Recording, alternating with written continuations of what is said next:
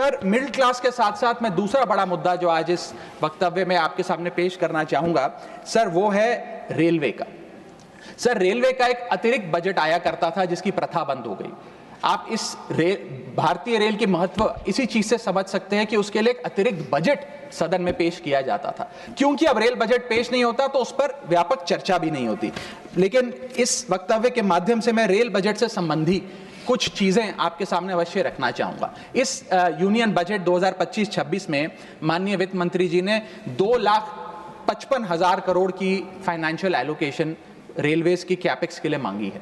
ये 2009 से 2014 के बीच में लगभग 50,000 करोड़ होती थी, जो आज इतने गुना 5 गुना बढ़ के 2.5 लाख करोड़ से ऊपर हो गई है।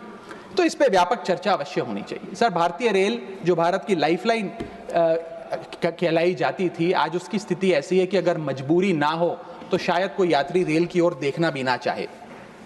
रेल जनता का रेल जरूर बना रही है और इसका कारण यह है कि भारतीय रेल को अपनी पीआर, सोशल मीडिया कैंपेन्स और रील्स ज्यादा पसंद है, ना कि रेल की सुविधाओं को कैसे बेहतर करना है वो पसंद है।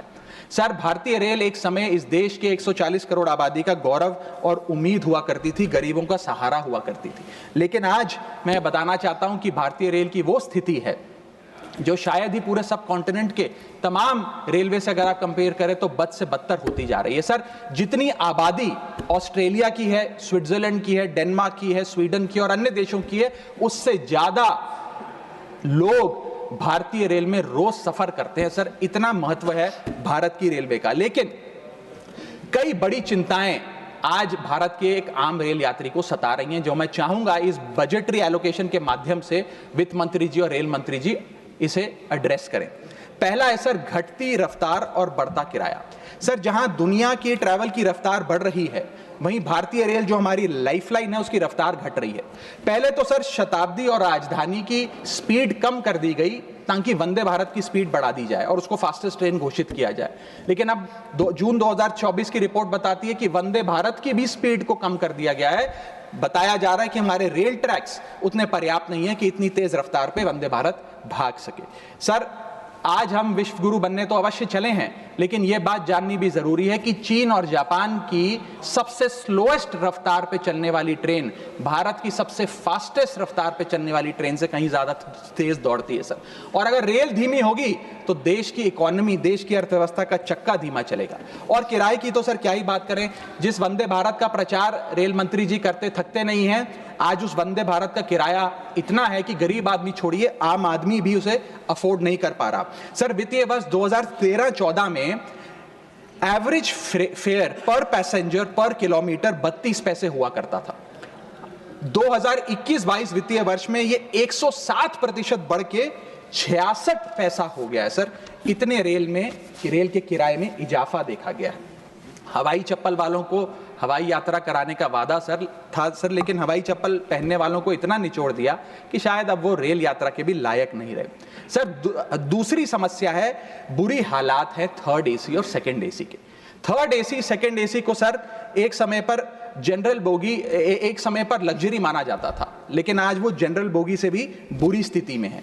अगर टिकट मिल भी जाए sir third AC, second AC की, तो सीट मिलने की कोई गारंटी नहीं है, क्योंकि जैसे ही आप बैठेंगे थोड़ी देर में कोई शख्स आकर कहेगा, भाई साहब थोड़ा एडजस्ट करिए, थोड़ा सी रखिए, हमें भी बैठने दीजिए। ये वास्तविकता है। और आज सोशल मीडिया और तमाम तरीके के पोर्टल्स पर आप देखेंगे तो क्या आरामदायक सरकार, क्या आरामदायक यात्रा, आरामदायक सफर भारत सरकार आम रेल यात्री को दे रही है, वो देखकर आप समझ जाएंगे।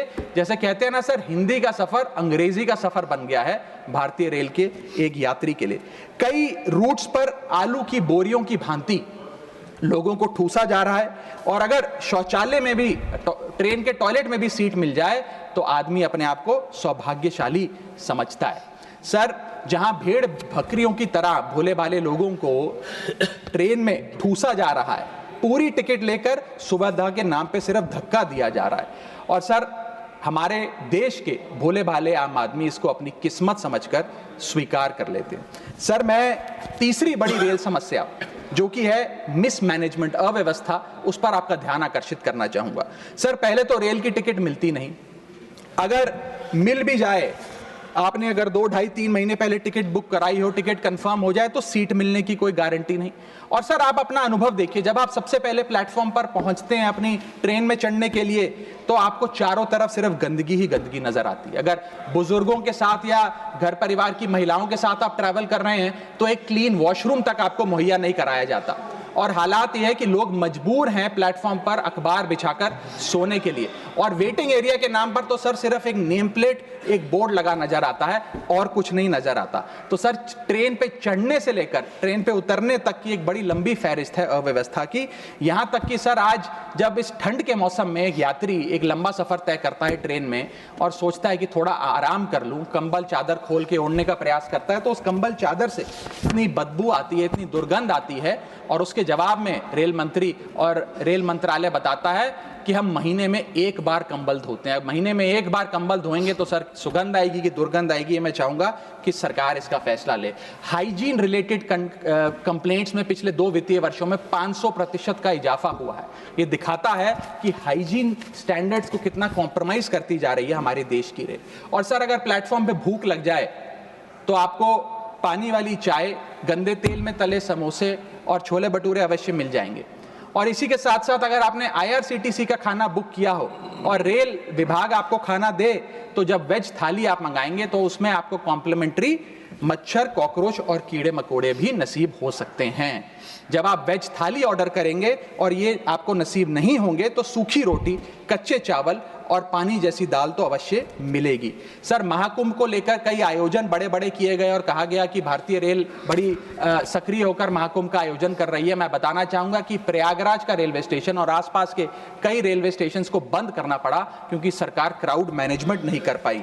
और कहां पर ये स्पेशल ट्रेन चल रही है महाकुंभ के लिए, मैं पूछना चाहूंगा कोई व्यक्ति है जिसके पास एक स्पेशल ट्रेन की कंफर्म टिकट है सर?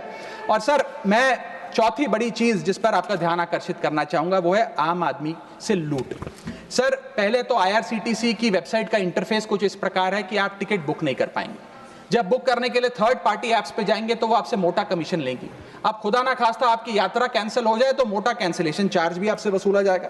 और प्लेटफॉर्म टिकट की तो क्या बात करें सर, आपके सगे संबंधी अगर आपको प्लेटफॉर्म पर छोड़ने आए तो कितना प्लेटफॉर्म पे खर्चा होता है, कितनी प्लेटफॉर्म टिकट किस रेट पर वसूली जाती है वो आपको पता है सर। और हालात ऐसे हैं कि वहां पर बिस्लरी का पानी आप प्लेटफॉर्म पर खरीदिए तो बिलसेरी का नकली पानी आपको दिया जाता है। ऐसे ऐसे ब्रांड्स के चिप्स, चॉकलेट्स, बिस्किट्स और पानी दिया जाता है जिन ब्रांड्स का आपने कभी नाम नहीं सुना। सर 5वीं समस्या है ज्यादा से ज्यादा नॉर्मल ट्रेन चलाने की आवश्यकता। सर बुलेट ट्रेन और वंदे भारत से ज्यादा किफायती यात्रा नॉर्मल ट्रेन में हो जाए तो देश का आम आदमी खुश हो जाएगा। आज इस भीषण महंगाई और भयंकर बेरोजगारी का आलम कुछ इस प्रकार है कि लोगों के पास समय ही समय है लेकिन पैसा नहीं है। भले ही आप आधा 1 घंटा रफ्तार धीमी कर दें लेकिन 2000 रुपए में मिलने वाली टिकट को ट्रेन की 500-600 रुपए कर दें तो आम आदमी का बहुत भला हो जाएगा। सर इसी के साथ साथ मैं बुजुर्गों की बंद हुई सब्सिडी पर भी आपका ध्यान आकर्षित करना चाहूंगा। 2020 में सरकार ने बुजुर्गों को मिलने वाली रेल टिकट पर जो सब्सिडी थी वो बंद कर दी, जिसके चलते सरकार ने काफी ढोल बजाकर कहा कि वित्तीय वर्ष 22-23 में उन्होंने 2242 करोड़ पैसे 150 मिलियन सीनियर सिटीजन से वसूल किए हैं, यानी कि 2200 करोड़ की रेलवे की इनकम में इजाफा हुआ। अब बताइए सर, क्या हम अपने बड़े बुजुर्गों की हड्डियां निचोड़कर भी पैसा वसूलेंगे?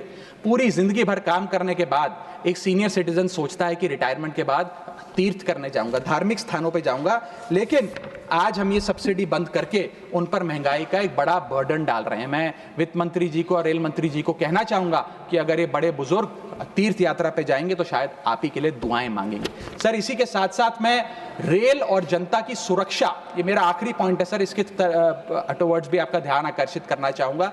सर पहले सुरक्षित यात्रा की गारंटी हुआ करती थी, आज कोई गारंटी नहीं। रेल मंत्री